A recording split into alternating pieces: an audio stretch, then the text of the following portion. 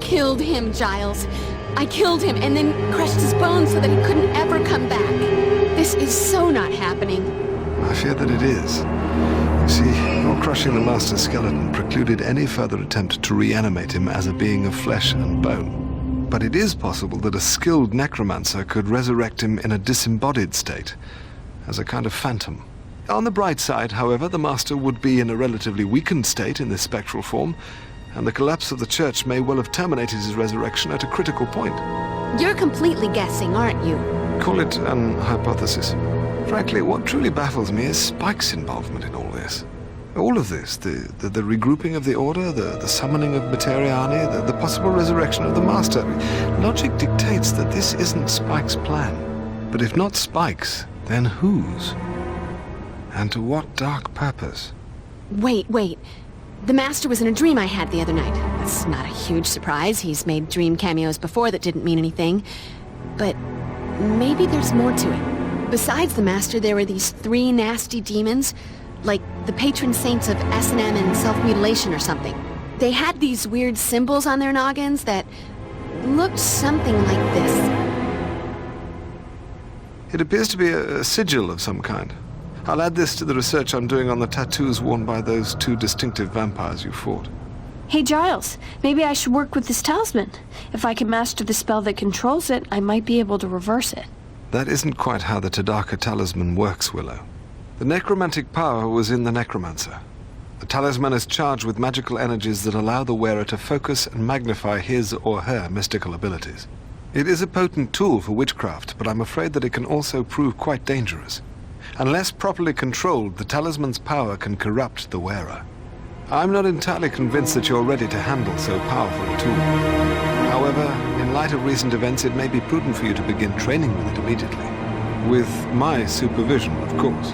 Of course.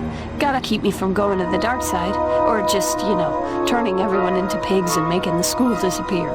Okay, you guys keep up with the research. I'm gonna go see Angel.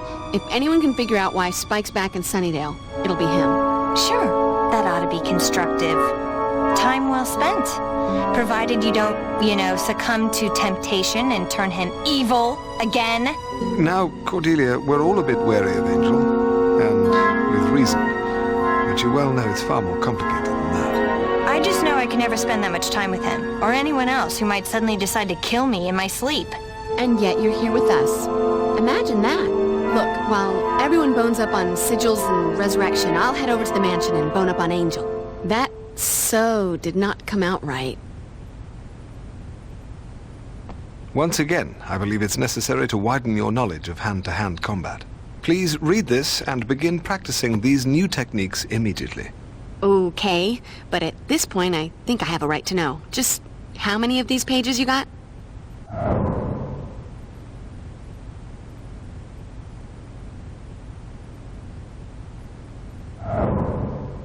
I cannot imagine what could motivate Spike to aid in the resurrection of the Master.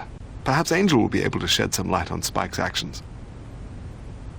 I believe there's a tome by Kraus that could give me some insight into the sigils worn by the demons in your dream, Buffy. Though it may take me some time to find it. Could be someone checked it out. Of here? Willow, you'll need to take every possible precaution if you are to attempt to master the power of the talisman.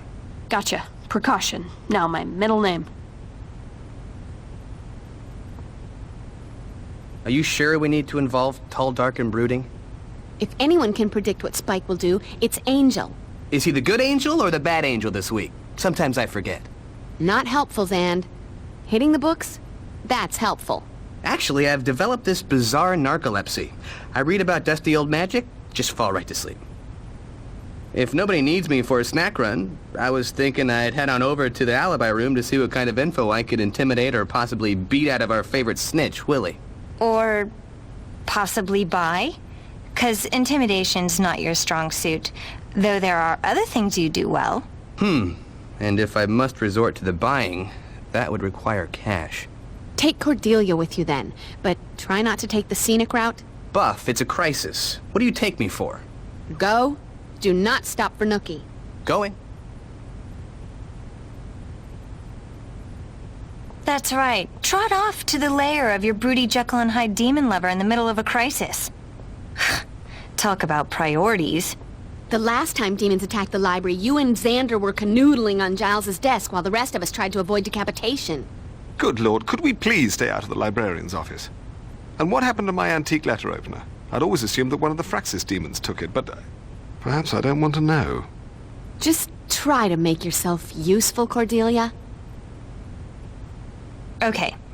Angel's got the dark, broody thing going on, but he's so pale and depressing. It wouldn't kill him to smile sometimes, maybe get some sun? Okay, that would kill him, but still. Did you bring back any crystals? I was a little busy, but I did bring you a little something. By the strength of the emanation of Gadala and the glory of Hecate, let that of mine be that of thine. Let the vitality held within be now released, transferred to thee. Wow, what a rush. Thanks, Will. You heard Giles. Be careful with that thing. Practice safe magic. Not a single worry. I'm all about the caution. Oz is gonna want his girl in one piece when he gets back. And now I've got all kinds of exciting images in my head. And I'm blushing.